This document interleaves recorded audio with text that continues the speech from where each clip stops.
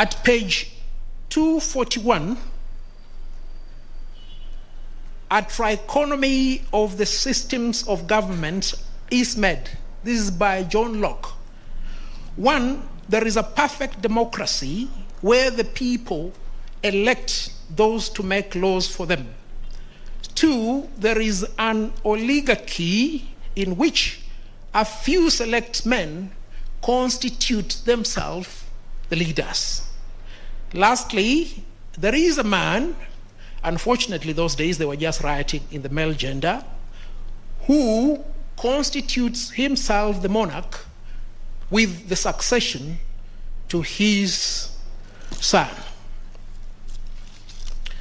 Let us see what Montesquieu says about the structure.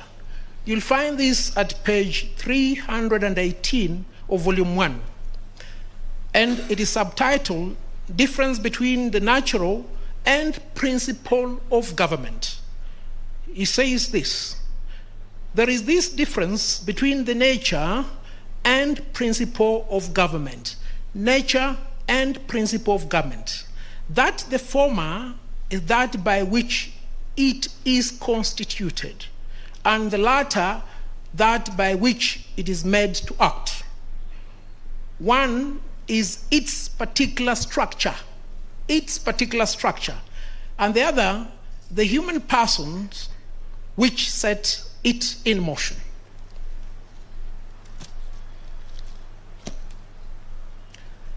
Still on alter and amendments, because these are the identifying two elements of the basic structure, can we have a look at the path that the Kenyan people have traveled since independence? We will start with the Independence Constitution. I will call it the 1963 Constitution.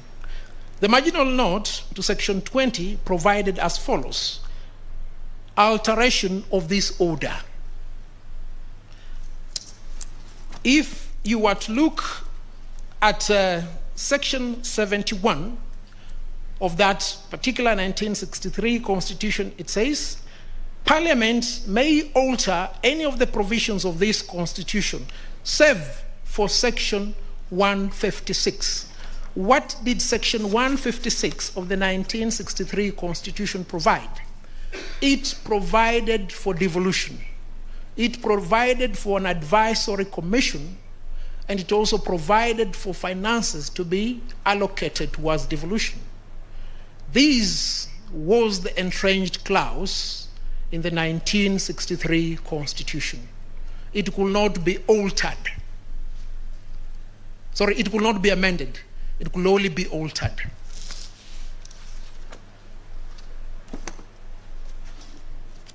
Let us look at the 1969 Constitution. The mode of that change is found in section 47. Subject to this section, Parliament may alter this Constitution. And then subsection 5b, alteration is defined. References to the alteration of this Constitution are reference to the amendment, modification, or reenactment with or without amendment or modification of any provisions of this Constitution, the suspension or repeal. Yes, it may appear as if there is a conundrum, but as you consider that conundrum, that is the perception of what the people of Kenya have over this, which is otherwise a simplistic issue. Now, that dichotomy has been expounded further, and I will refer you to what is written by Professor Ben Nobweze on the same issue.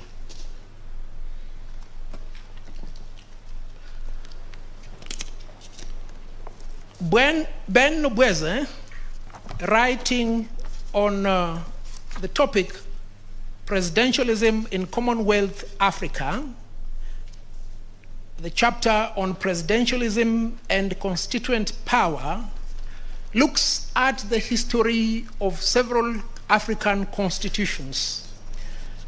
He proceeds to examine, in particular, the Kenyan Constitution. And at page 527 of volume 2 of our list and bundle of authorities, he arrives at a conclusion demarcating the strict power of amendment and the repeal power. And he concludes, and if you permit me to read at page 527, this alternative method, that is amendment, that was used initially in Kenya appears to be legally unimpeachable, since the power to alter the constitution was rather widely defined to include amendment, modification, etc. Then he proceeds. However, applied to the independence constitution, it may be doubted whether the spirit of the amending power contemplated the destruction through the superimposition of a republican presidential form of the system of government instituted by the constitution, namely monarchical parliamentary government. The so-called amendment, in fact, established a new constitution and as such should have been effected by the repeal of the existing independence constitution. If there was any clarity that was required in differentiating between those two, perhaps I may look at a recent work on this issue, and permit me to refer to the book by Professor Richard Albert, Constitutional Amendments, Making, Breaking, and Changing Constitutions. Richard Albert, again, creates the difference between amendment and dismemberment. If I may refer the court to page 76 all the way to page 78, and at page 79 thereafter, Richard Albert sets out 4 fundamental aspects of what is in actual fact a constitutional amendment. He says there are 4 fundamental features to a constitutional amendment, properly defined: its subject, authority, scope, and purpose. He proceeds to define what dismemberment is at page 84. He says, dismemberment is incompatible with the existing framework of the Constitution because it seeks to achieve a conflicting purpose. And note that that conflicting purpose will be bad. A conflicting purpose may still be desired and attained through dismemberment. But what must not be lost is the manner in which those 2 elements, amendment and dismemberment, relate to the Constitution.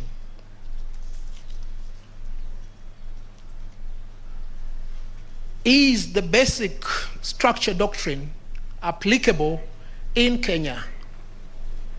The answer is yes. You've seen it from the writings of Professor Nubweze in the book I've just referred you to. In fact,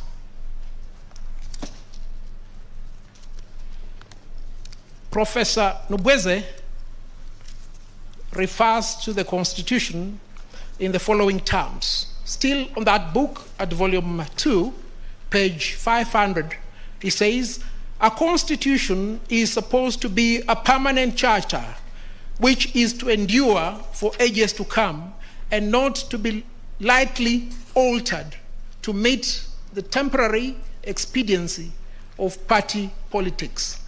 Temporary expediency of party politics. Now, proceeding from that premise, the Kenyan courts have examined the applicability of this principle, and they did so 15 years ago. Sorry, I think it's actually 18 years ago. And this is the case of Njoya and others versus the Attorney General. And remembering what Professor Nobweze has written about the Kenyan Constitution, we look at page 688 of Volume 2.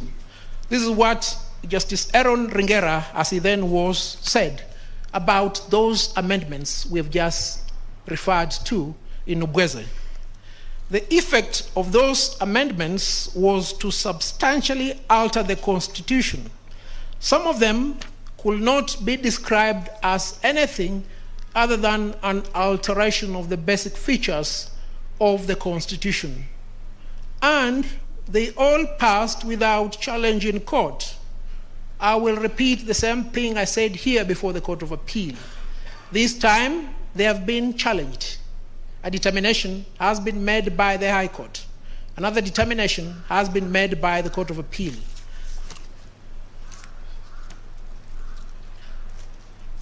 My lords and my lady, the Court of Appeal dealt with this issue in very elaborate terms.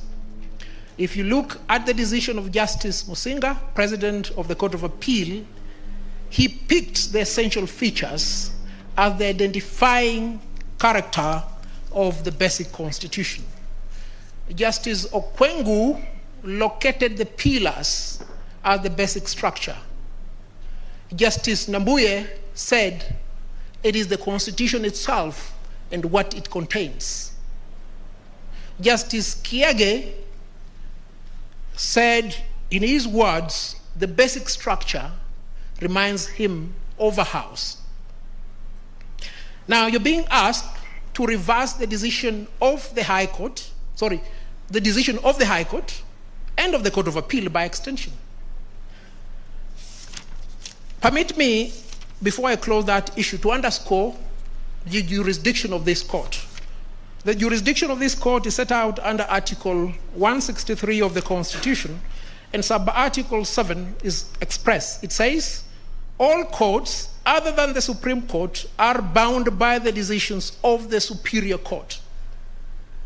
What does this mean? It means all those decisions can be put aside, but you, the Supreme Court, ought to make a decision. How then will you make a decision? 10 years ago, when I argued the case alongside retired Judge of the Court of Appeal, Richard Otieno Kwach, he told me a judge is first an advocate and second a judge. A judge is presumed to know the law. Assuming that you are to put aside all decisions that appear conflicting, then you must determine this issue first-hand based upon the law, because you're not a council of village elders. You're not the Sanhedrin to decide ecclesiastical matters. You are in the same position as the Supreme Court of Colombia. You should not be held siege, as was the case in 1985, when Pablo Escobar, whose attempts to become president of Colombia had failed, and he had been removed from parliament, decided to take on the court.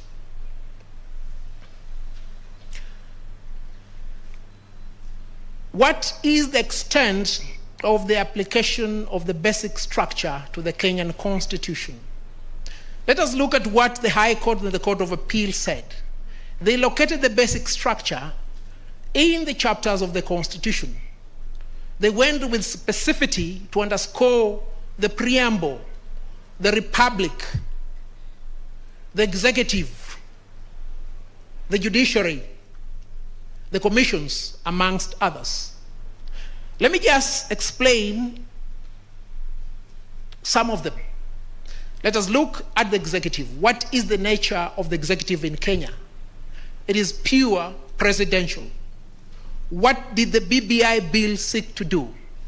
It sought to create a hybrid presidential and parliamentary system where we'll have a president and a prime minister.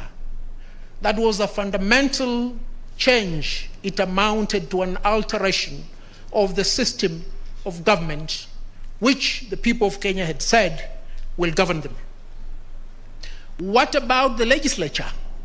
The system of the legislature in Kenya underscores separation, where elected members of the National Assembly and the Senate cannot be part of the executive through the cabinet. A well thought out entrenchment. What did the BBI bill seek to do? It sought to fuse the executive and the legislature by ensuring that the president has the power to appoint cabinet ministers from the legislature. Again, a fundamental departure from that which the people of Kenya had agreed upon. What about the judiciary? The judiciary is supposed to be independent and accountable. The process towards this entrenchment was a long process. In this BBI bill, an ombudsman, who I call the prefect of the executive, sought to be put within the judiciary. Again, a fundamental departure. To that extent, it is my humble submission that I have indicated the extent of the application of the basic structure and to what end that basic structure was to be interfered with through the BBI bill. Now, whether the basic structure of the Constitution can only be altered through the primary constituent power. The word alter was specifically used by the High Court and the Court of Appeal. All the judges of the Court of Appeal created a clear distinction between amendment and alteration. I believe, therefore, there is merit in the framing of issue number 1 by putting the word alter, and in issue number 2 by putting the word amendment. It is my answer that the basic structure can only be altered through the primary constituent power. This therefore begs the question, what is the primary constituent power? Where did it emanate from?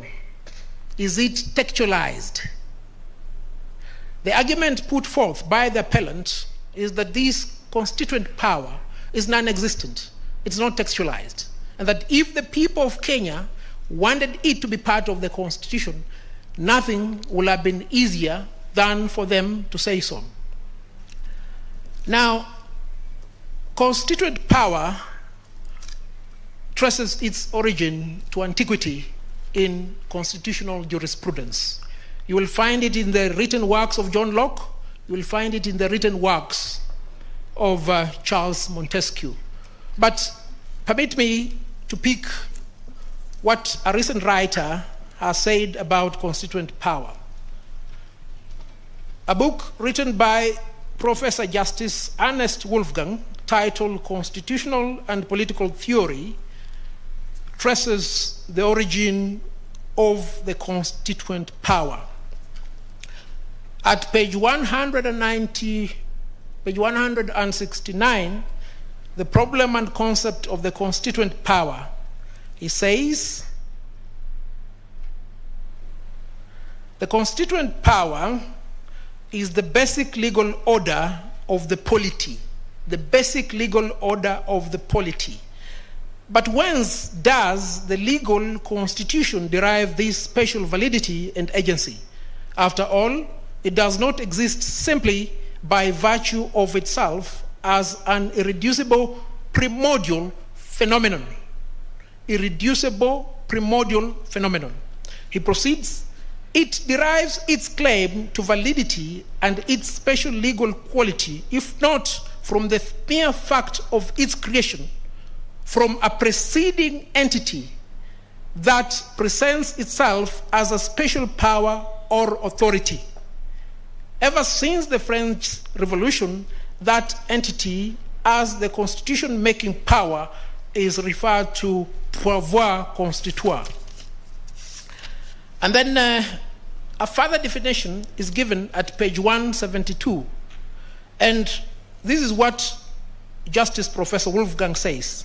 It was developed first in 1788. 1788. So when somebody tells you it's emergent, it was picked from nowhere. That is what Justice Kiage says. Those are alternative facts and misrepresentations of the law. Now, let's look at the definition given by Professor Nubweze on what this constituent power is. Writing on presidentialism and constituent power, this is what Nubweze says at page 496 of volume 2. And it's fundamental because of issue number 2. Recalling again that the president under the presidential system in Commonwealth Africa is the organ that coordinates and therefore dominates the executive and the legislative process of government, a question is asked. A question is asked, does the president also assume constituent power? And then he proceeds to say, the nature and importance of the constituent power need to be emphasized. It is a power to constitute a frame of government for a community, and a constitution is the means by which this is done. It is a primordial power, the ultimate mark of a people's sovereignty. Professor Nubweze elaborates the manner in which that power is exercised, and you'll find this at page 511 of the same volume. He sets out 4 sequential steps. 1, the framing of proposals for a constitution. 2, popular consultation.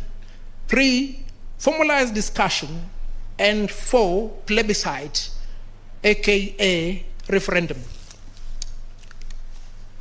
What my colleagues have told you is that under Kenya's constitutional jurisprudence, the only avenue for people's participation is through the referendum. No, that cannot be the case. The 4 sequential steps stressed by the court emanate from this elaborate pronouncement, this clear writing on what has to be done. If you proceed to read that particular chapter, that elaboration is emphasized as the dichotomy between the actual and strict power of amendment and the repeal power.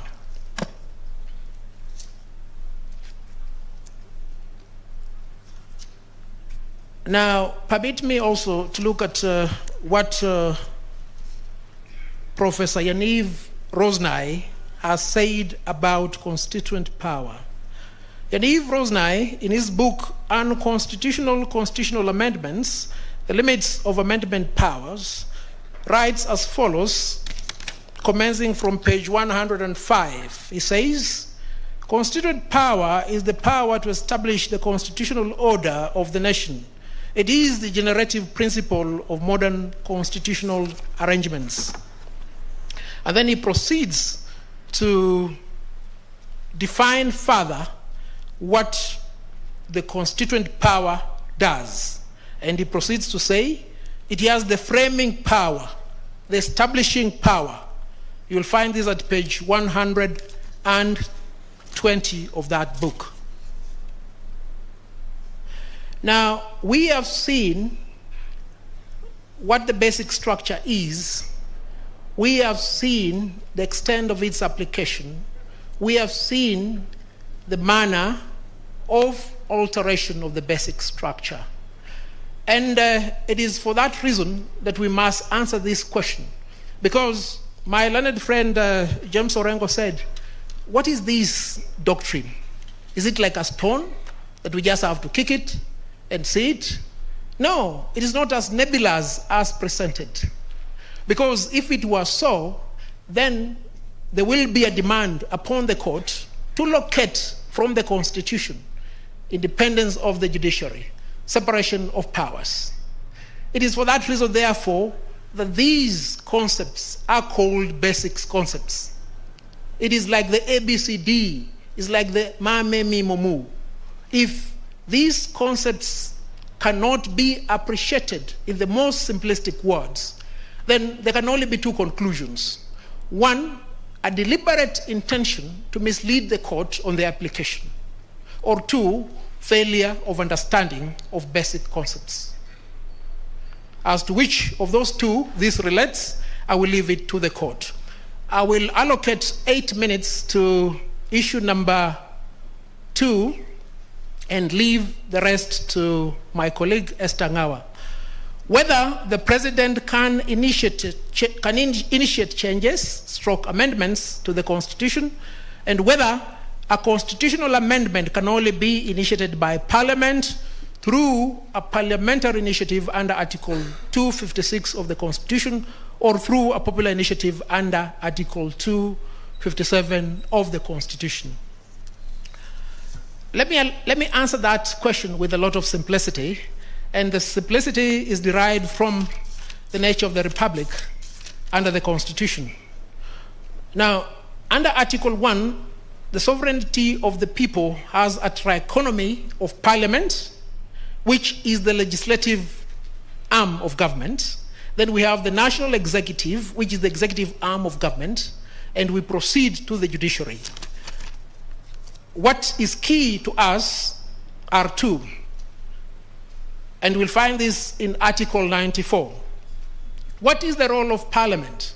The role of Parliament is set out under Article 94 thus: the legislative authority of the Republic is derived from the people and at the national level is vested and exercised by Parliament. You proceed to item 3. Parliaments may consider and pass amendments to this Constitution. Pass amendments to this Constitution, not alter. And for this purpose, I must emphasize, the word alter appeared in the 1963 Constitution. It appeared in the 1969 Constitution. It has disappeared in the 2010 Constitution. Now, compare that with the power given to the President under Article 131. The President, B, exercises the executive authority of the Republic. 2A, the President shall respect, uphold, and safeguard the Constitution. Nowhere in the Constitution will you find any indication of the power to initiate amendments on the part of the President. It's nowhere. And if we may go back to Professor Nobweze, he has made it quite clear that the moment the constituent power has been exercised and the Constitution has been birthed, the individuals in office must exercise the power given to them under that Constitution. Should they seek to alter, they must go back to the people, and they must do that through the 4 sequential steps. The President cannot be President and at the same time be the people. He can't. And if any clarity is required on that issue, we go back to what Justice Professor Wolfgang said, and you'll find this at page 172 of his book. Its goal, the goal of the constituent power, was to counter the king's sovereign powers grounded in law and tradition, and the institutions of the monarch with the original and unbounded political decision-making power of the nation as the force that brings forth the Constitution. Let me simplify this thing. What you're being asked to do by answering this question in the negative is this: to constitute Kenya into a monarchy or to constitute Kenya into an oligarchy. Kenya is the democracy. It cannot be done. Let me close that argument with an extract from Professor Nobweze, who demystifies that which my colleagues here want to complicate. Nobweze has dedicated an entire chapter on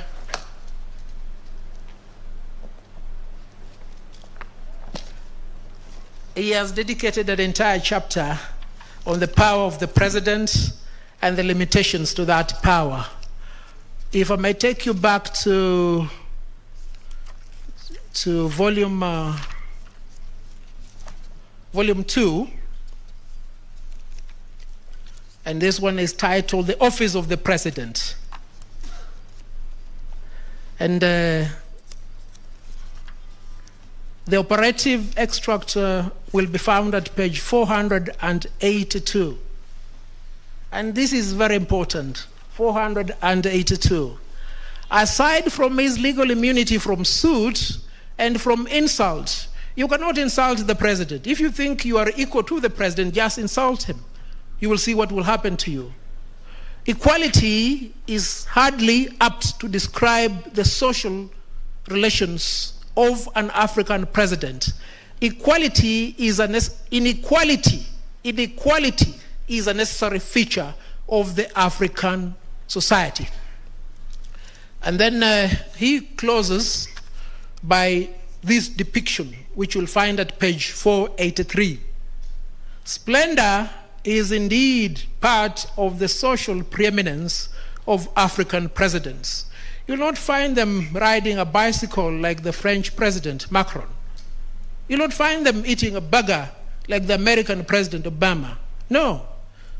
Personifying the state, writes Arthur Lewis, they dress themselves in uniforms, build themselves palaces, bring all traffic to a standstill when they drive, hold fancy parades, and generally demand to be treated like Egyptian pharaohs. Can I bring the traffic in Nairobi to a standstill? Can I build a palace for myself? Can I demand to be treated like an Egyptian pharaoh? No. And with that, a conclusion must be made. If the president is immune, if the president is supposed to protect the Constitution, the president has no role either in the popular initiative or in the parliamentary initiative by way of initiation. He can't. It must be left to the people through the constituent power, or it must be given to the people's representative, the constituted power, which is Parliament. Hence, the clarity in those two initiation processes. If there is anything that I've not said, I will answer it in the questions, should any be asked. There is something that I must speak about. Veiled threats have been given to the court that you must not interfere with what the president has done, because the president gets information that is not available to you and I. The president knows who are the enemies of state. Look, if the president decides that Nelson Harvey is the enemy of state, and I'm disappeared, I'm abducted, and these things happen daily, we can't question that? No. The president is not the king. The president of Kenya is not a pharaoh. The president is a servant of the people of Kenya. He exercises delegate executive power, and he must be brought to check if he veers off.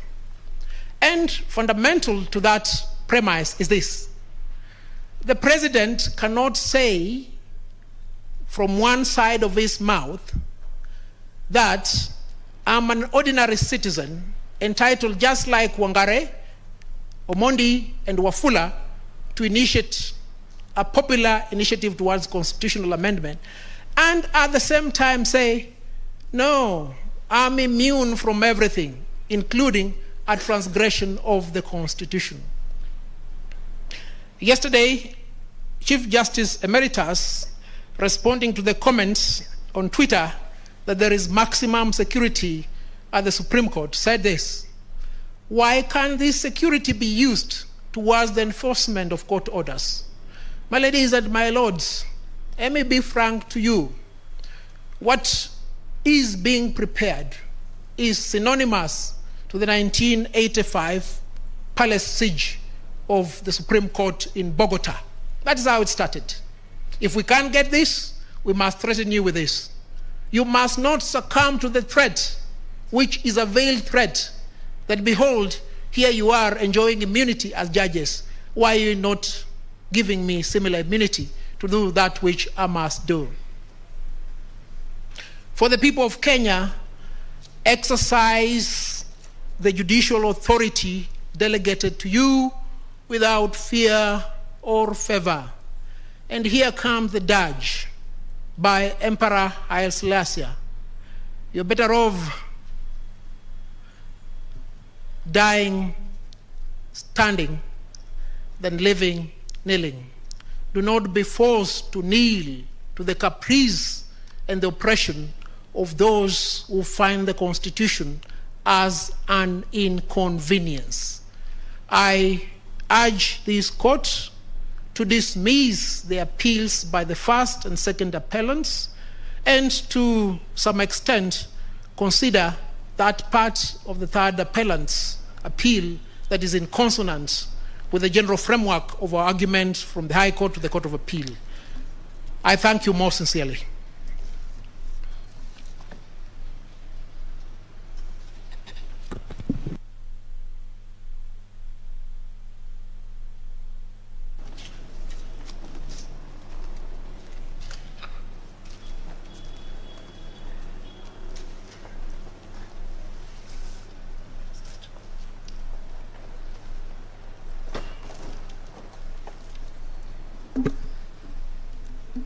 Good afternoon, the Honorable Chief Justice, the Deputy Chief Justice, my lords and my lady, Justices of the Supreme Court.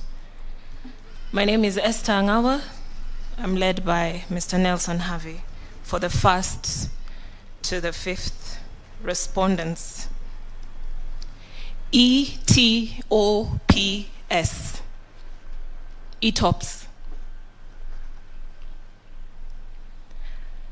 A few days ago, Mr. Harvey told me a plane cannot fly with one engine.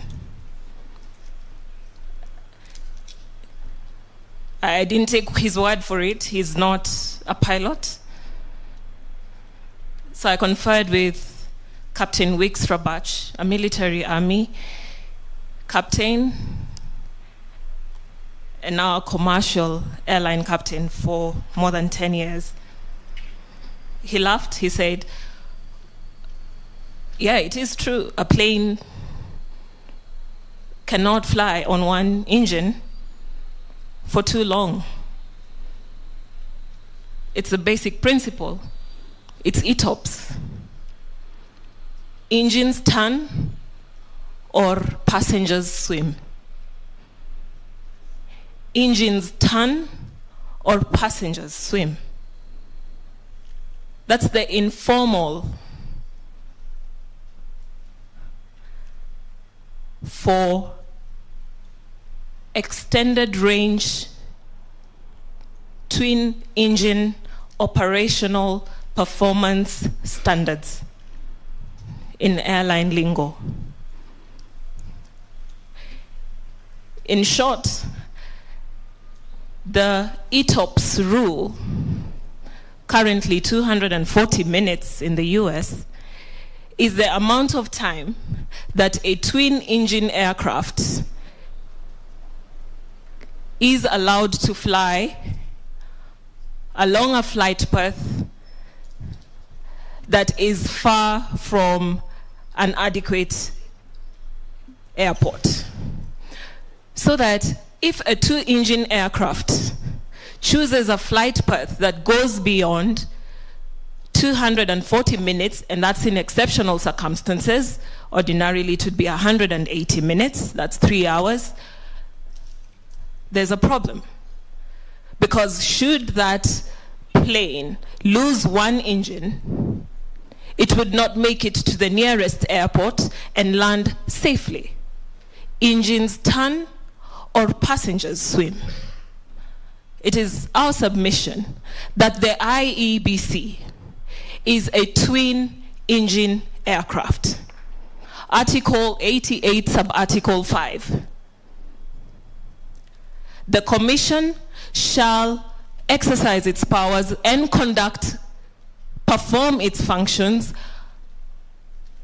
in accordance with the Constitution and national legislation. The two engines of the Commission.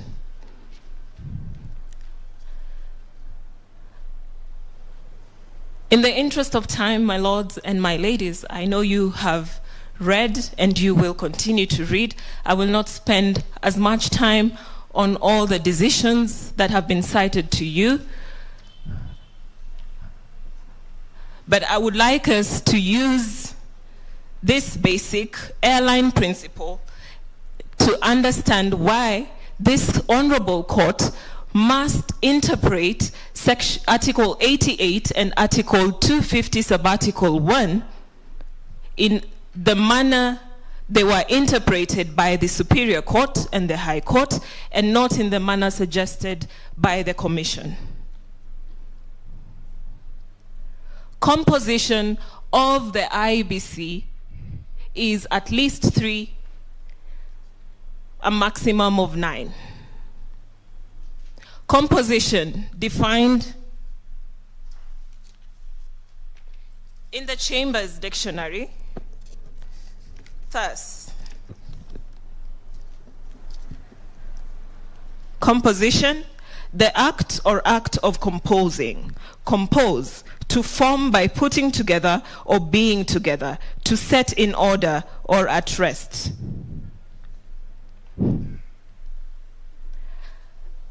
The Constitution constitutes the Commission by giving a minimum of 3 and a maximum of 9. In compliance with Article 88(5), Parliament enacted legislation, the IEBC Act, which the second engine set the specific composition of the Commission now at 7. The marginal note in the IEBC Act speaks to composition and appointment. Quorum is relegated to the schedule. Had the drafters of the IEBC Act and even the Constitution intended that the composition of the Commission be equated to its quorum, nothing would have stopped them from doing so in the Constitution or in the section that provided for the composition of the Commission in the IEBC Act. This is the definition of quorum. The legal definition of quorum under the Black's Law Dictionary, I'm referring from the 9th edition. Quorum is defined thus: in parliamentary law, the minimum number of members, usually a majority of all the members, who must be present for a deliberative assembly to legally transact business. That is the definition of quorum. Now, what is the definition of majority? This is the definition of majority under the Black's Law Dictionary: the status of one who has attained the age of 18, the relevant definition being the second, a number that is more than half of a total, a group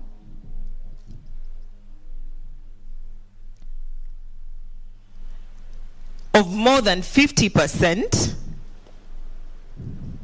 A majority always refers to more than half of some defined or assumed set.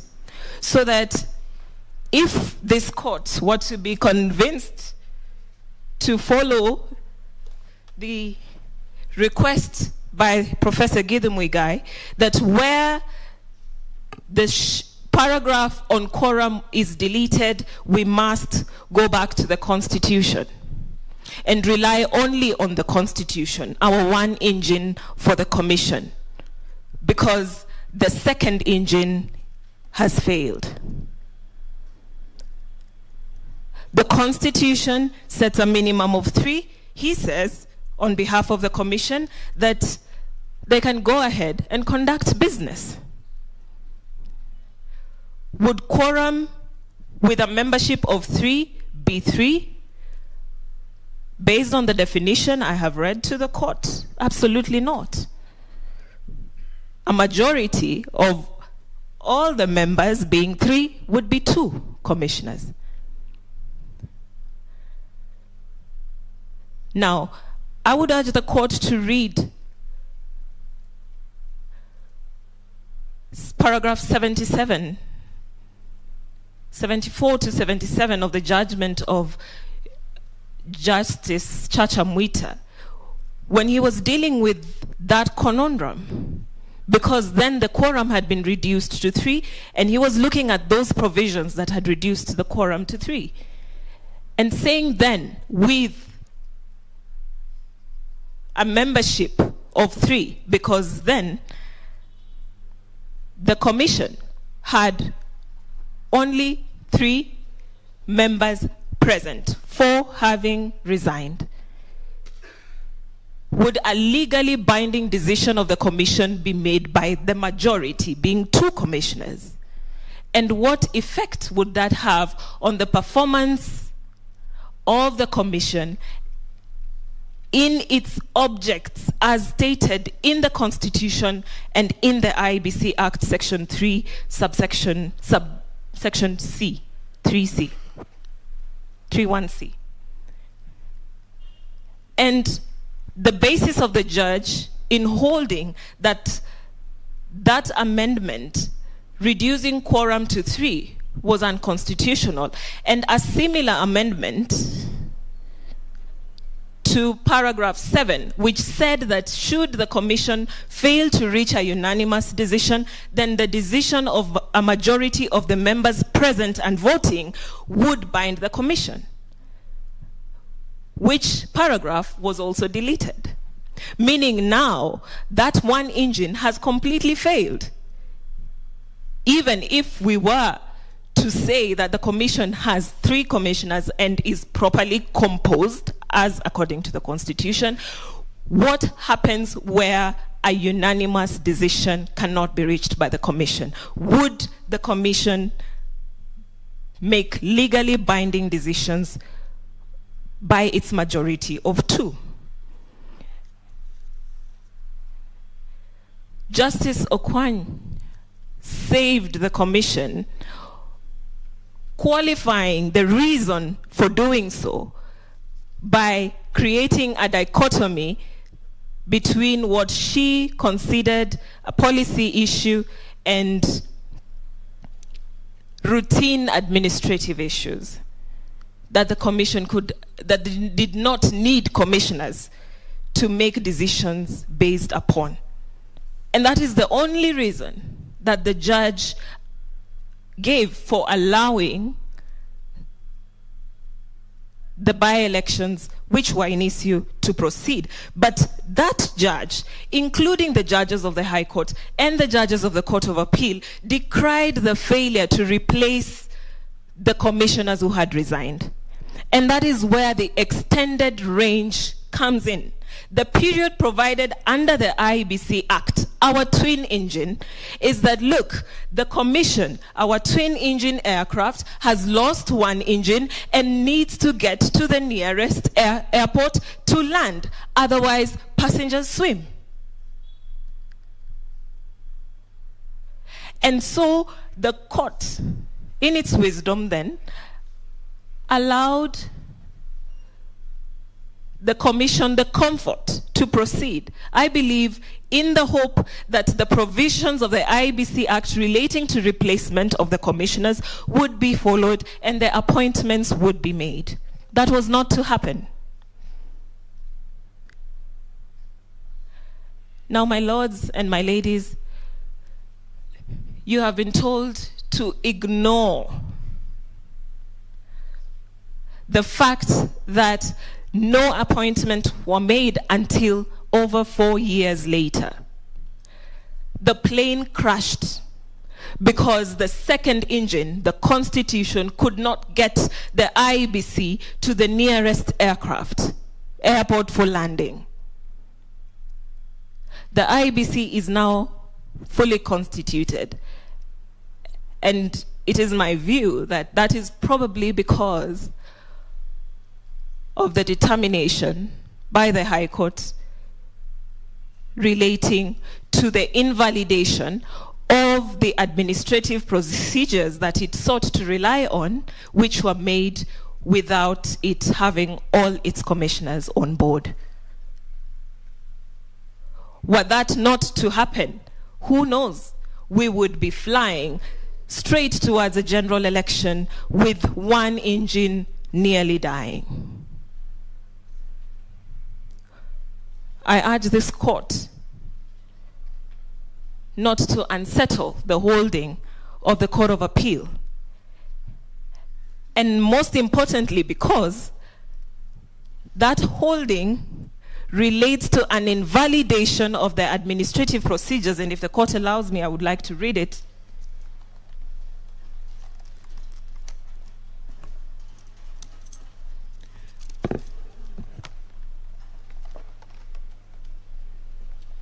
This is what the holding of the High Court was.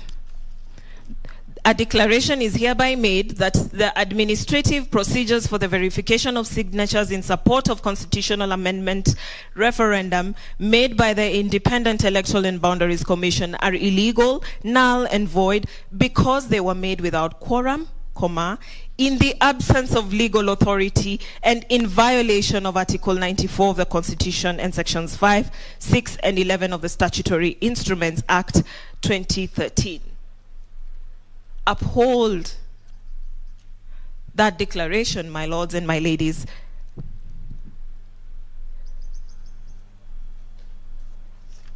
Because what is in challenge here is that declaration, not the decision of Justice Chacha Mwita. This is the holding of the Court of Appeal that touches on quorum. The Independent Electoral and Boundaries Commission does not have the requisite quorum for the purposes of carrying out its business relating to the conduct of the proposed referendum, including verification whether the initiative as submitted by the Building Bridges Secretariat is supported by the requisite number of registered voters in accordance with Article 257(4) of the Constitution. The IBC has told you, if you cannot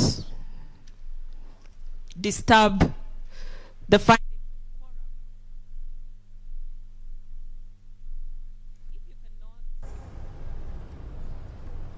if you cannot disturb the findings on quorum, then please circumscribe all the actions by the Commission prior to the making of the determination by the Court of Appeal.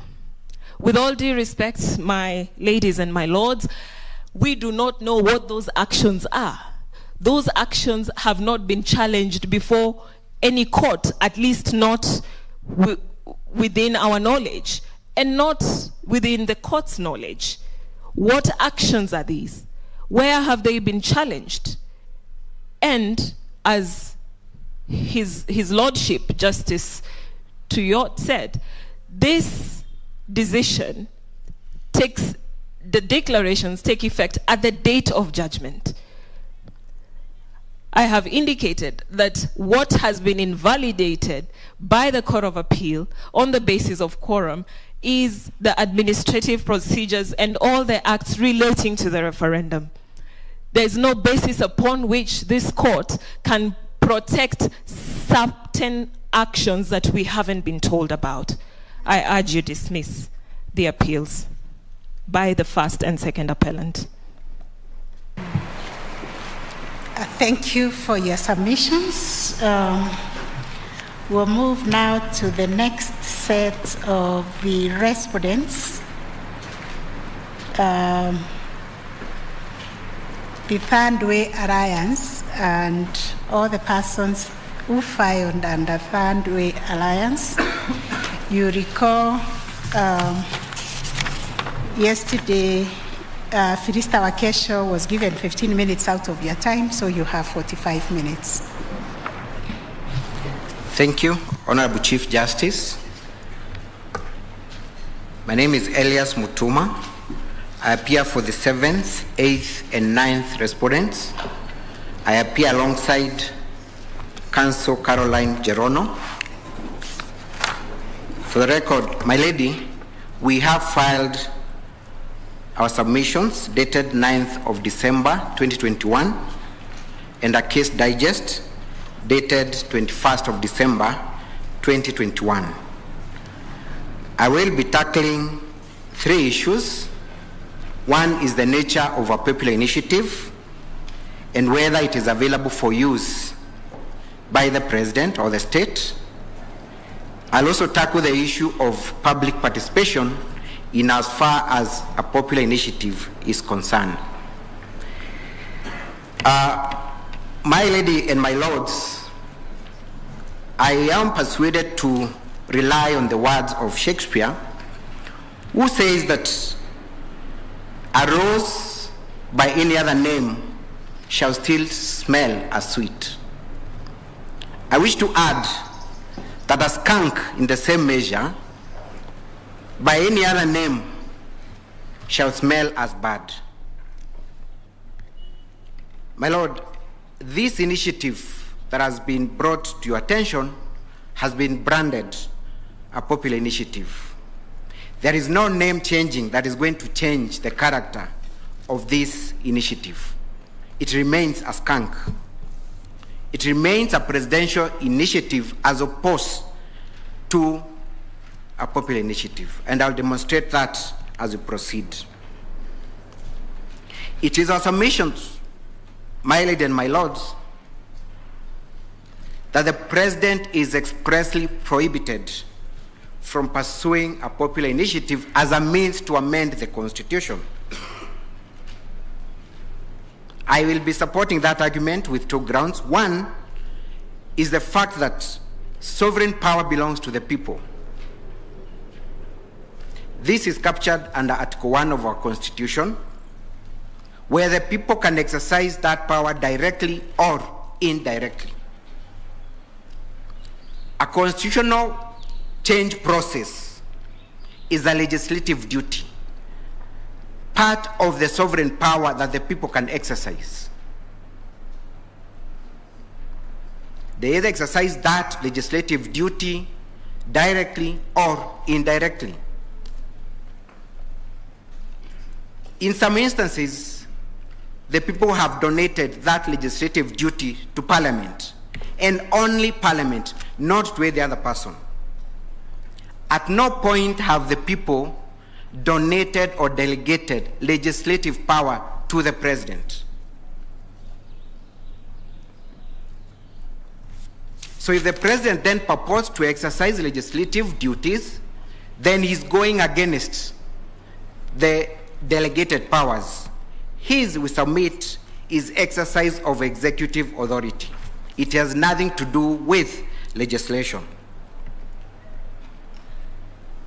Now, the people have delegated legislative duty to Parliament in matters amendment of the Constitution under Article 256. That is very express. They have retained the exercise of the direct legislative duty to themselves under Article 257. At no point do we see, right from Chapter 1, in fact from preamble, to the last chapter of the Constitution, the people delegating or giving away that legislative duty to the President or any other person. So then when the Attorney General argues that there is nothing wrong with the President initiating a popular initiative, then they must tell us from where does he derive that authority, because it is not under the Constitution.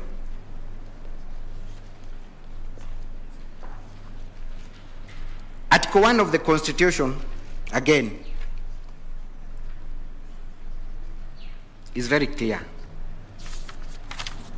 that power is exercised directly or indirectly. And my point is, the words used are either or, so that when the people exercise direct authority to legislate, then there is no other body that can exercise that power on their behalf. The words used are either or, not both.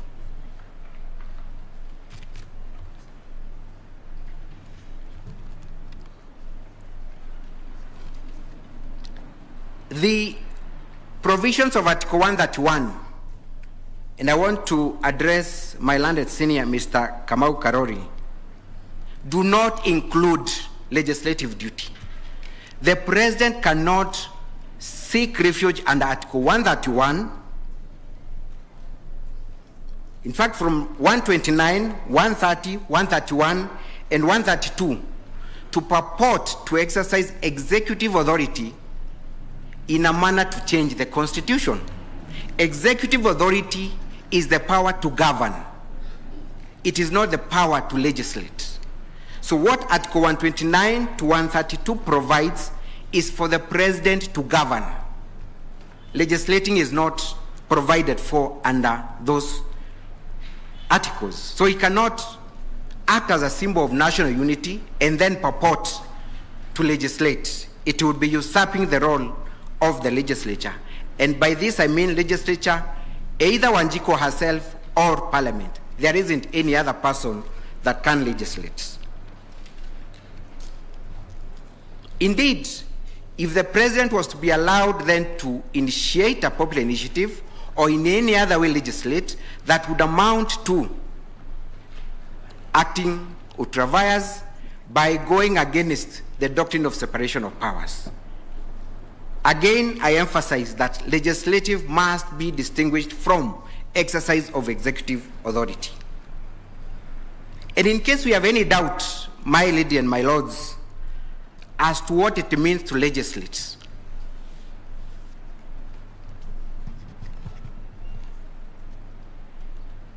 a first-year law student knows that legislation is the process of enacting into law. And enacting is a process that begins at the point of framing or drafting the proposed law and will culminate with approval of that law. There are quite some processes in between.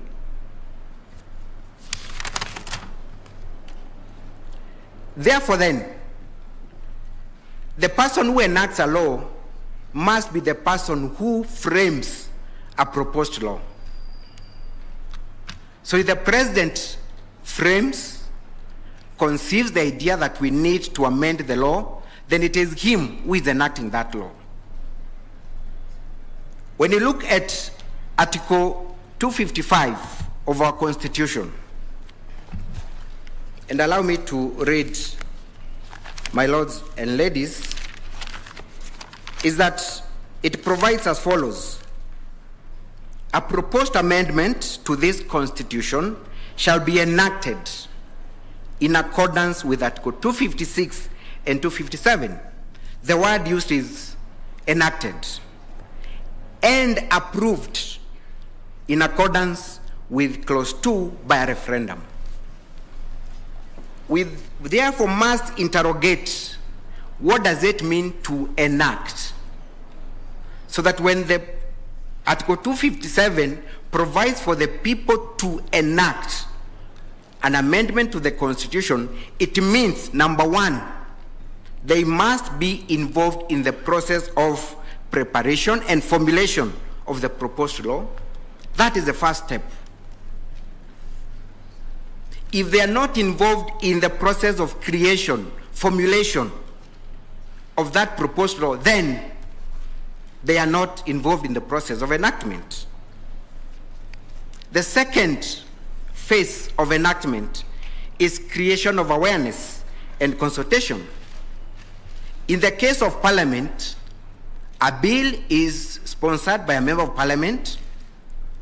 It is introduced to the House.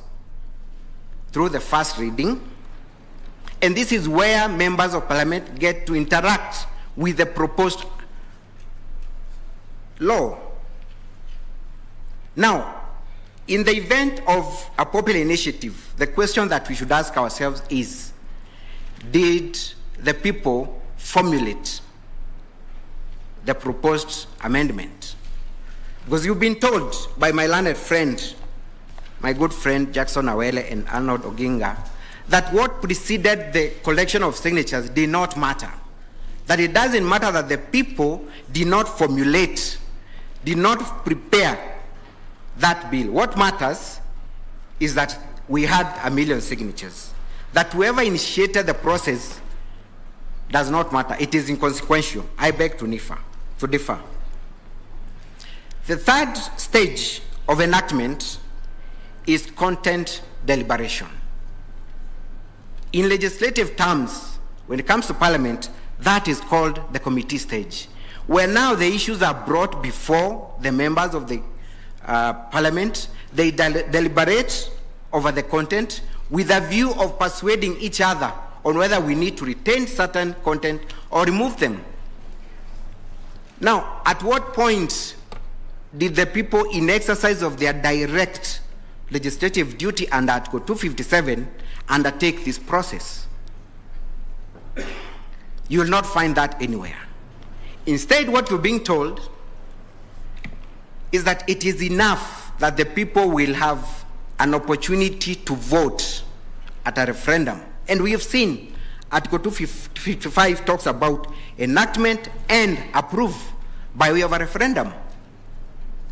So how then are they exercising their legislative duty if they are not involved in these processes? The last process is the adoption of the proposed law or referendum, which happens even in parliament. They must take a vote. Now let me pause and ask you a question, my ladies and my lords. Suppose a bill is brought to parliament from God knows where, and it goes straight to the third reading, and members of parliament are asked to vote for it. If they vote for that proposed law, will it become a proper law? Have they enacted that law? The answer is in the negative. That is what the appellants are telling you, that we should not worry about where that bill is coming from. We should not worry about the level of our participation. Ours is just to endorse. Then we will not have enacted that law. We will have endorsed but not enacted, contrary to section 255, 256, and 257.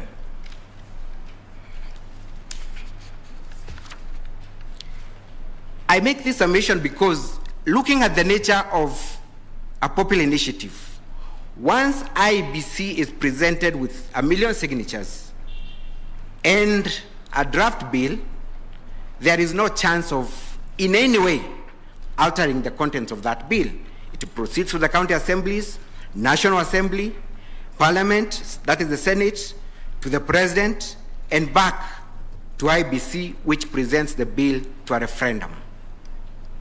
So then, if it doesn't matter what happened before, I challenge my learned friends to tell me at what point will Wanjiku really propose any amendment or deliberate over the content, and that voice matters. It doesn't.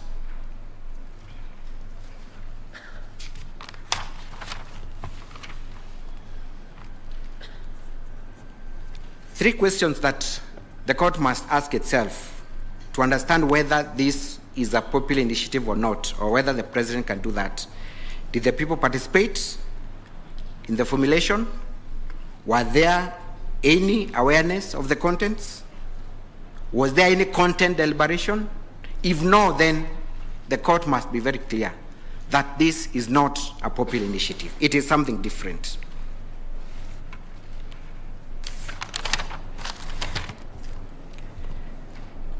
Secondly, the second reason why the president cannot be allowed to initiate a popular initiative is under the social contract theory. Now, under this theory, my ladies and my lords, we have two parties. On one end, we have the governors, that is the government, and the governed, that is the people. So when the people elect their governors, they remain at one end of that contract. The governors are on the other end. The president, in this context, is the governor, the government. The people remain as the governed. Now, in a social contract theory, it is the people who create the form of government and the framework of governance. It is not the other way around. Then after doing that, they donate the power to the governor to govern them in accordance with what they have already formulated. Therefore, the president cannot now shift goals from being a governor and now start formulating a form of governance and subject it to the governed. That would be in breach of the social contract theory. Now, just to emphasize on that point, the Constitution under Article 131(2) provides for exactly that a president will be given a constitution, he will be given an already created governance framework, and is required, number one, to respect, uphold, and safeguard that constitution.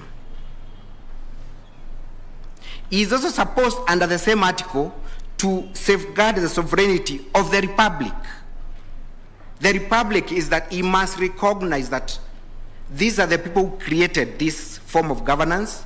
These are the people who created this constitution. I have a duty to respect, to uphold, safeguard this constitution. So it is not for the president to create the constitution. It is not for the president to make the constitution or remake it.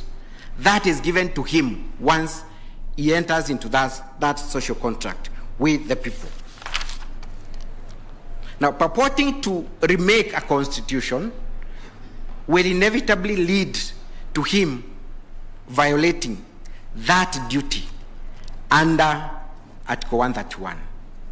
Because under the social contract theory, the citizens are the right bearers and the governors are the duty bearers.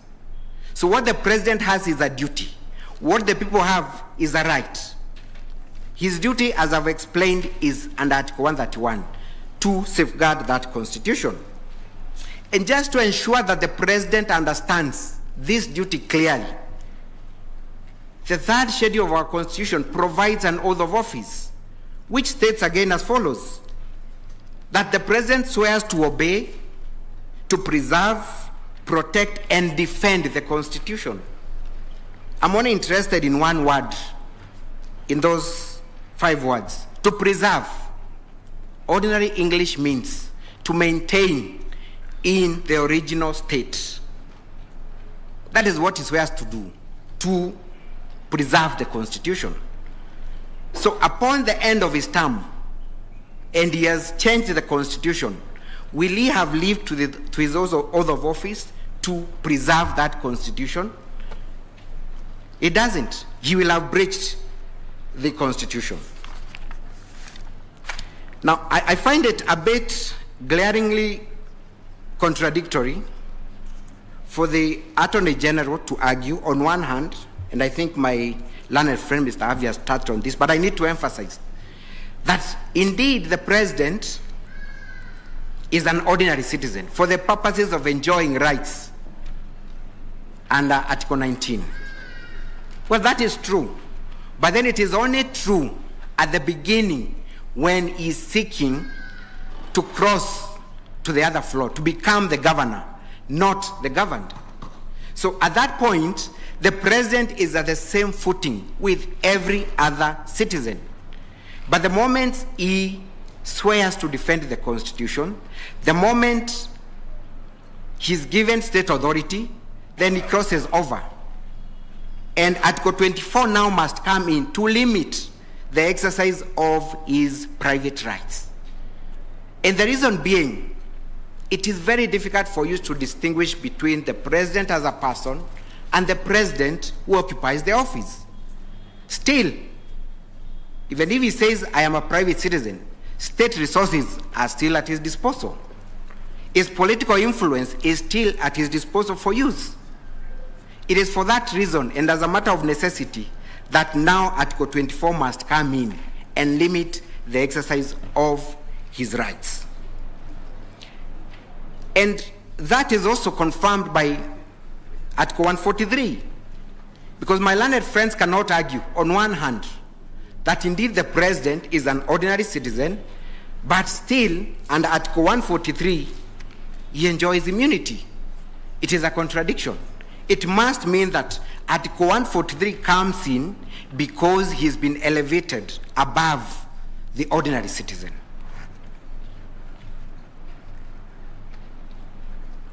To answer a question that was posed by this bench as to whether the president initiated this initiative, I'll have two questions, my ladies and my lords. Number one is that this is an issue of fact, which was adequately canvassed at the High Court and the Court of Appeal. My understanding is that that is a settled issue that we cannot revisit at this stage. It is not in doubt because it is a factual issue. But if I was to answer that question, I would still go ahead and pause. Did we still witness the president's involvement even at the point of signature collection? And the answer is yes. So the president did not just stop at receiving the proposals. He went ahead and, number one, launched the signature collection at KICC. That is contained in our pleadings, and used state machinery to ensure that they collect their million signatures. On the question of public participation, I think there is no doubt, my ladies and my lords, that public participation has been entrenched in our Constitution and Article 10. The question is, what is the level and threshold of public participation in a process such as amending the Constitution? Now, to answer this question, we do not even need to go very far. I'll refer you, my ladies and my lords, at the preamble of our Constitution, which, with your permission, I'll read. And I'm looking at the last two bits of our preamble. In exercising our sovereign and inalienable right to determine the form of governance of our country, and having participated fully in the making of this Constitution, we adopt and enact and give this Constitution to ourselves and to our future generations. Now, I pick a few things from there. Number one is that the people are saying we have the sovereign power, the inalienable right to determine our form of governance. And for them to be able to exercise that, they are saying we are doing this after fully participating in the process of making this Constitution. That is the level of public participation. That is the threshold. Fully participated in enactment of the Constitution. Fully. And I started by explaining what enactment means. Formulation of the bill, creating awareness, content deliberation. That is what it means to fully participate. That is in the preamble of our Constitution. That is also captured under Article 1 of our Constitution. An argument has been advanced that then we are not making a constitution. We are merely amending a constitution. Therefore, we do not need to fully involve the people. But is that so? Are we really amending the constitution? The impugned bill that is before you, my ladies and my lords, is it an amendment?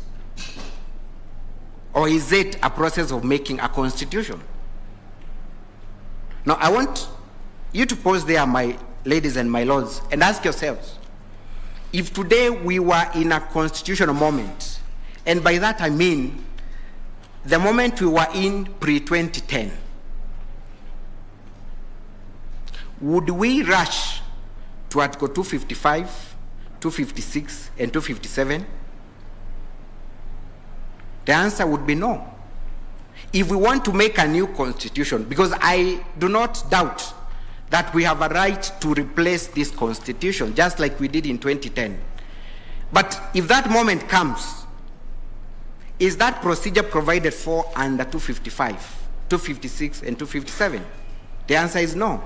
Does it mean we cannot amend that? We cannot replace this constitution?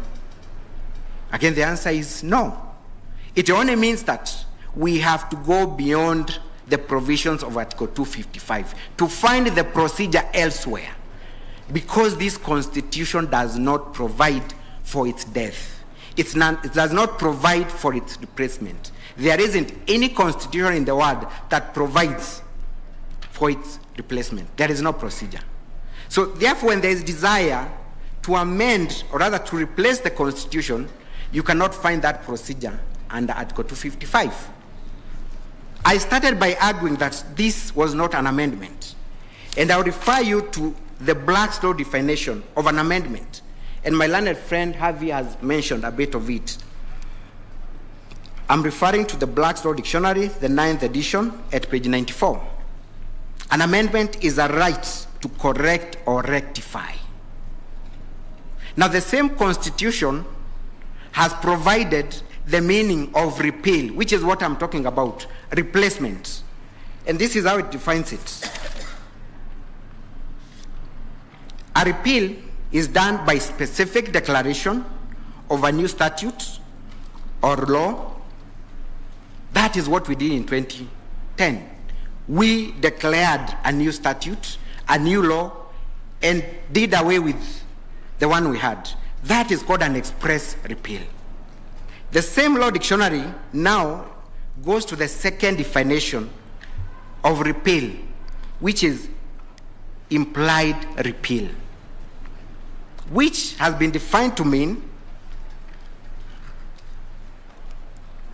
where the new law or the amended law brings about irreconcilable difference or conflicts between the old law and the new law, such that the new law cannot be mentioned to go hand in hand with the previous law. It is our submission that the bill before you was an implied repeal to our Constitution. Why am I saying so? This bill has some irreconcilable conflict with the form of governance that we have under the 2010 Constitution in terms of separation of power, in terms of the independence of the judiciary, in terms of the form of governance.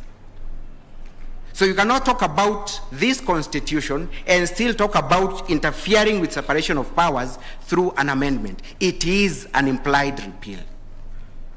It is for this reason that the High Court judges and the Court of Appeal judges identified that for you to alter this Constitution, for you to impliedly repeal this Constitution, you must go beyond 255. You must go outside what is provided for under this law. And that's why they came up with the 4 sequential stages. And that is based on our history. Civic education, public participation, which must entail collection of views, consultation through assembly debates, consultation and public discourse, and finally, a referendum. You have been told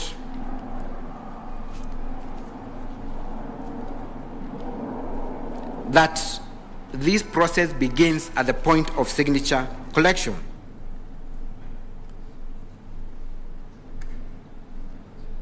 I beg to differ. There must be other processes that lead to the formulation of this bill. It is only through a 4 sequential process that we are able to achieve all the stages of enacting a law, because in this case, we are exercising legislative duty. On my last part, before I invite my learned friend to submit, because she's submitting on one issue, I'll pause and ask then, who has the duty? Who is the duty bearer to ensure there is public participation? Now, Article 88 of our Constitution provides for the responsibility of IBC, number one, to conduct and supervise referenda and elections. So once IBC has been presented with their million signatures, and not just signatures, the law provides that those signatures must be in the company of a draft bill. It should ring in the mind of IBC that a process under Article 88 has begun. Their duty begins then. It does not come at the point of a referendum. You, my lords and my ladies, have argued before that election is a process. It's not an event. So once IBC is presented with that bill, and you will note that under Article 257, there is no time limit for IBC to satisfy itself, because there is a requirement that it should satisfy itself that the bill is in compliance with this article. There is no time limit. Then I submit, at that point, IBC has a duty under Article 88 to ensure that before they formulate that policy, before they make that decision to forward the bill to county assemblies, that Article 10 has been complied with. They cannot run away from that responsibility. It is their duty. They must know at the end of the day, this is a bill capable of going to a referendum. So a process has begun.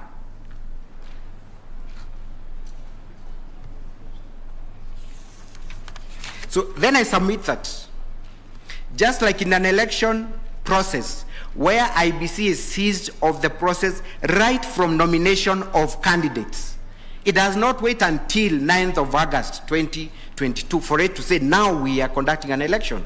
They begin their mandate as early as nomination of candidates. In the same way, once a bill is presented to them, it is upon them to ensure that there is adequate public participation, because time only starts running once the bill is presented to the county assemblies with no option of any citizen's view being accommodated in the bill. I submit that that duty lies with IBC to ensure that there is public participation once they receive that bill. In conclusion, therefore, I urge you, my lords and my ladies, just like the 5 justices of the High Court smelt a skunk, despite it being given a new name,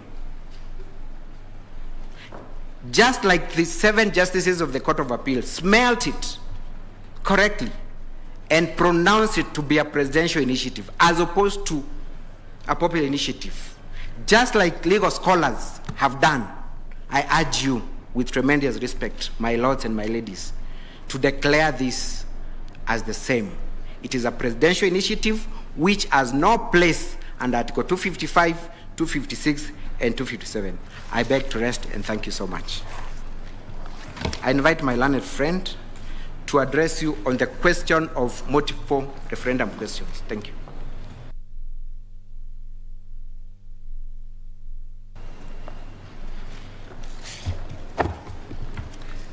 Good afternoon, my ladies and my lords.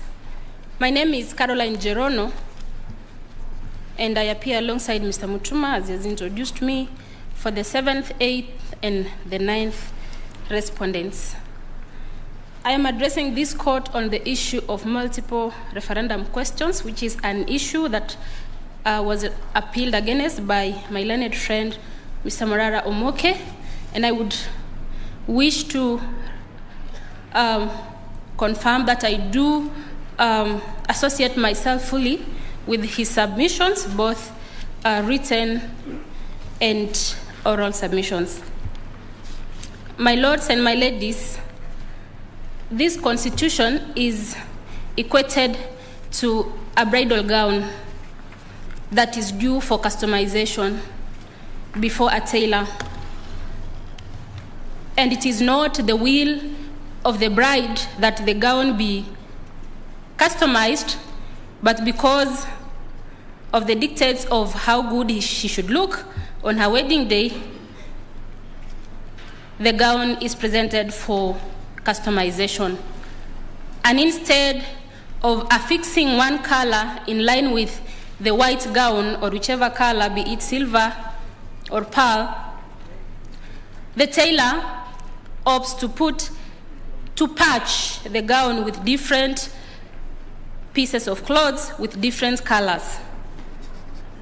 In short, the gown ceases to be a gown and it becomes absolutely something else. Why am I saying so? The element of hyper-amendability that this Constitution seeks to prevent under Article 255, 256, and 257 is foreseeable or is expressed in the text of each and every article and clause. It is in singular form, an amendment, a bill, a general suggestion. My lords and my ladies, I draw your attention to the question that has been raised by Justice Ouko on the holding of the Honorable Judge of the Court of Appeal, Justice Gatembu. And I pray that this Honorable Court will find and rectify that error and affirm that the decision of the Court of Appeal in as far as multiple referendum questions is concerned is settled. My lords and my ladies, Senior Counsel, the Honorable Attorney General Emeritus, Professor Githu Muigai, submitted that both the High Court and the Court of Appeal declared itself on a matter that was not ripe before it. I beg to differ by drawing the attention of this court to two incidences when the county assembly of Nandi, where I come from, and that of Kericho and Makueni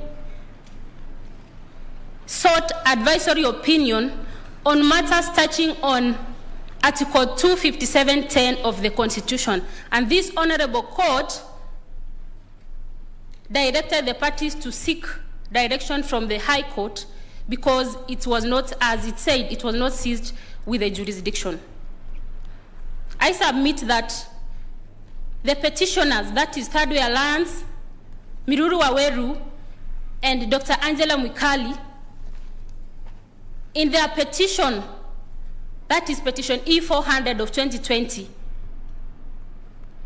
made an application for, not made an application, but sought a prayer that the court makes a declaration by the mandate conferred to it under Article 165 3D on interpretation of constitutional questions to declare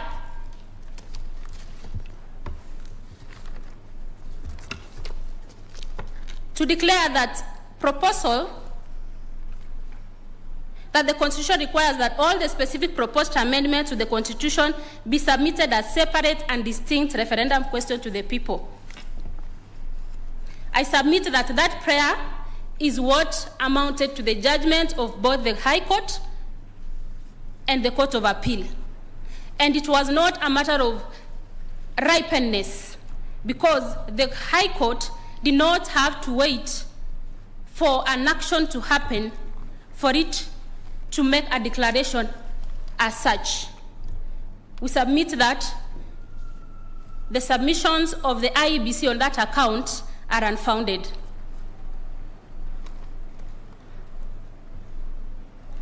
And that the aspect of unripeness is settled. Further, Your Honor, my lords and my ladies, at the time of filing the petitions in the High Court, the IEBC was already seized with the Constitution of Kenya Amendment Bill 2020. As such, it had already given a template to one Dennis Waweru, as they call themselves, and Junet Mohammed, a template or a guideline on how they were going to obtain signatures from the registered voters. Further, upon receiving the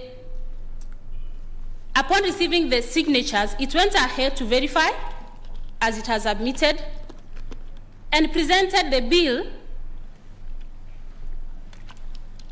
to the county assemblies. As such, its role began running. So it was already seized with the constitutional mandate on preparation for any outcome. And we all know that these amendments, this bill, the impugned BBI bill, contained clauses, amendments that were touching on Article 255(1), the protected clauses. And as such, it would in one way or another end up in a referendum. IEBC was already seeking funding or allocation of funds from the Treasury, from Parliament, of 40 billion, if I may say. What does that mean? That it was anticipating to carry out a referendum. My lords and my ladies, the reason why it is important to affirm that or interpret that Article 257(10) of the Constitution implies that proposed amendments should be presented to the people of Kenya as separate and distinct. The referendum question should be separate and distinct, is as held by Justices Kiage, Gatembu, Nambuye, and Okwengu. The courts, both in the High Court and in the Court of Appeal, drew inferences from the judgment of Honorable Ochieng in the Titus Alila case. But the reason why it is important to separate those referendum questions is such that you do not throw the baby and the bathwater all at once, so that the people of Kenya have a choice to make whether to pass those amendments that they deem fit and reject those amendments that they don't deem fit. In this context, we have an omnibus bill that is touching on 74 clauses of the, or more of the Constitution. As such, a common mwananchi, an illiterate village woman in Homa Bay County, is unable to distinguish all those and make a conclusion that this bill is fit to pass as a constitution. And I drove this court to my first submission on protection of this constitution against dismemberment, against hyper-amendability.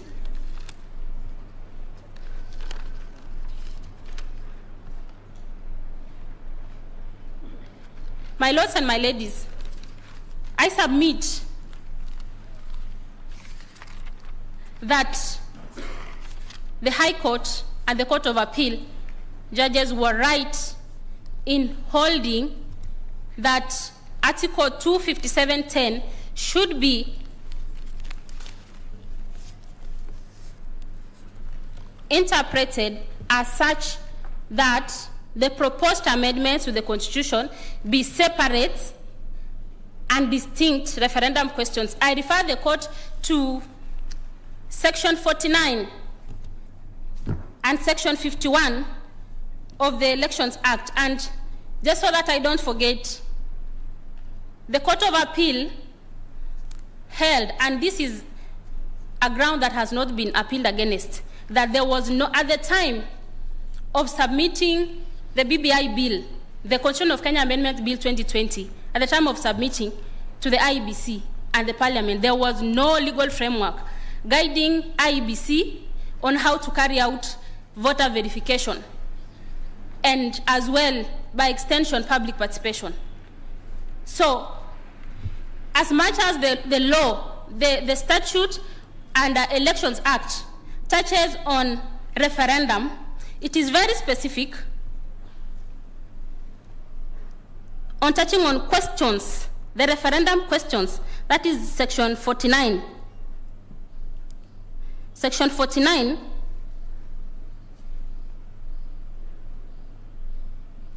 Section 49(4) provides that the National Assembly may approve one or more questions for a referendum. So the element of separate and distinct referendum questions was foreseeable in the Constitution as well as the governing legislation, so that the IEBC cannot be deemed to be running away from its mandate to separate referendum questions, so that Mwananchi or Wanjiko is able to differentiate at any given time. As well, that at any given time, amendments to the Constitution should be singular. It should not cloud all the chapters of the Constitution and present it as though it is a single amendment. As such, I rest my case and I submit that this Honorable Court upholds or affirms the decision of the Court of Appeal and correct the error that is on the face of it. I beg to rest my case. Thank you very much, Counsel. It is now for almost 4:20. We will propose that we adjourn at this point. There are 3 parties remaining. That is the 11th and 12th, who are represented by Advocate Evans Oganda. Then there is the 24th, the respondent, Muslim for Human Rights, and the 79th, Kituo Sasheria. We'll hear them tomorrow morning at 9. We will.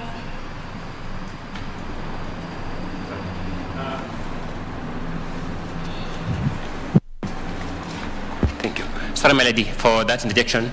In terms of the proper order, we anticipate some time donation from Muslims of Human Rights.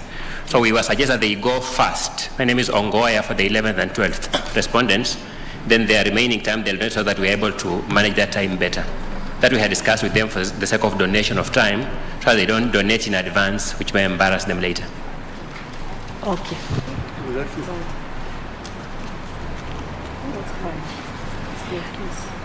Yes, so then we will start with the 24th respondents. We had allocated them 30 minutes.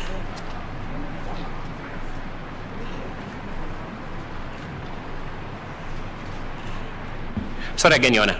When you gave the original directions, yes, these were the only parties who got revised directions from the court, yes, giving them 45 minutes. But in view of the subsequent direction yesterday, yes, they therefore have their 1 hour. They have 1 hour. Thank you. Okay, and then you have 30 minutes. Yes, we have 30 minutes, subject to the donation we'll get from them. Okay. We'll follow that order. We'll begin tomorrow at 9 o'clock. Have a very nice evening.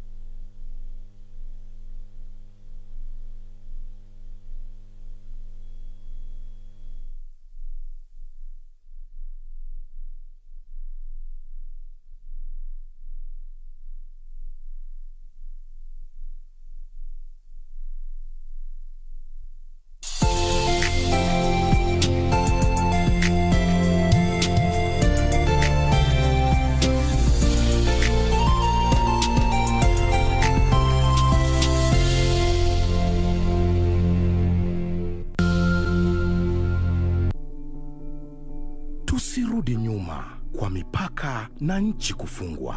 Tusirudi kwa biashara na shule kufungwa. Kwa kutoweza kukutana. Kwa kutengana na tuwapendao. Tusirudi nyuma. Na kuhitaji unikinge, pata chanjo. Ili tuendelee na maisha vizuri. Na kuhitaji unikinge, pata chanjo. Na kuhitaji unikinge, pata chanjo. Na kuhitaji unikinge.